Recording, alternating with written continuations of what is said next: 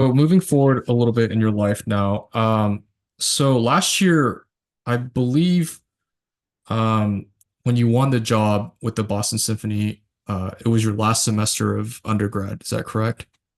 Yeah. Yeah. So, can you share with us a little bit about that whole process from the moment that you decided to take that audition to the audition itself and beyond in terms of just that whole preparation process? Hmm. Yeah, so that was the second BSO audition for these cello positions. They had done one a year earlier. I was part of Mhm. that audition too, the first time. Mhm. And I had gotten to super final that first time. So when I did it the second time, I started from the second to last round, which was the final. Oh, But okay. the whole process from the beginning is you have to send in a resume. That's the first step. Everyone sends in resumes, a couple hundred people, and then from that, they decide three things. You're invited, you need to send in an audio, or you're just rejected. And Mhm. most people are either rejected or need to send audios. A few people who have jobs or have really good resumes, they're invited at probably like 30 is my guess. And Mhm. then or more. And then I was one of the people who got asked to do an audio. So I did that. I did my recordings, I sent them in, and I passed that, which is great. And some people technically, if you don't pass it, you still can show up. And somebody I know has done that and also got really far. Like they did not pass the audio, but they showed up at the Mhm. audition anyway because all they say is that they don't recommend you to come, but you can if you want. Oh, I see. So, even if you don't pass the audio, it doesn't really mean that much. But Mhm. anyway, yeah. So the audition for BSO is a 2 day thing usually. Its first day is prelims. Second day is the next three rounds, so semi, final, and super final. It was a Monday and Tuesday, and this was my very first audition, the very first time I took the BSO audition. And Mhm. all I wanted to do going into it, I had practiced all these excerpts for like a month and a half, about half of which I hadn't even touched before. So Mhm. it was kind of a grueling process, 3, 4 hours a day, and the entire Schumann concerto and first Mhm. movement of Arpeggio. It's a lot, Mhm. but I all I wanted to do was get to the second round because as long as you pass one round, it just makes you feel like all the preparation was worth it. But Sure. then, so I passed the first round. I was like, oh my goodness, because I had no idea what to make of my audition. I didn't necessarily feel amazing. And Mhm. then second round, I was sure I wouldn't pass because I missed a lot of stuff. Mhm. And then somehow I passed, and the person who was playing the cleanest Don Juan I'd ever heard in my life next to me in the practice room did not. I was like, how is this possible? And and then final round was when we had piano.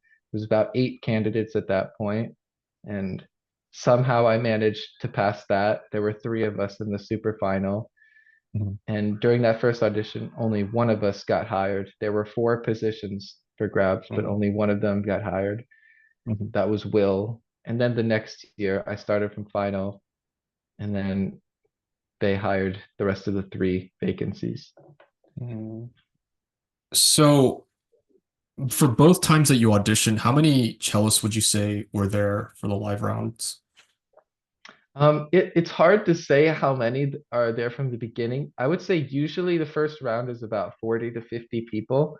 That's my guess based on previous experiences and hearing numbers. Some orchestras hear more than that. New York Phil hears everyone that sends in a resume. They will hear Mhm. you and they will either they have several days for first round, and you can also there's also an option for an audio to send in, so they hear everyone. But Okay. BSO does not.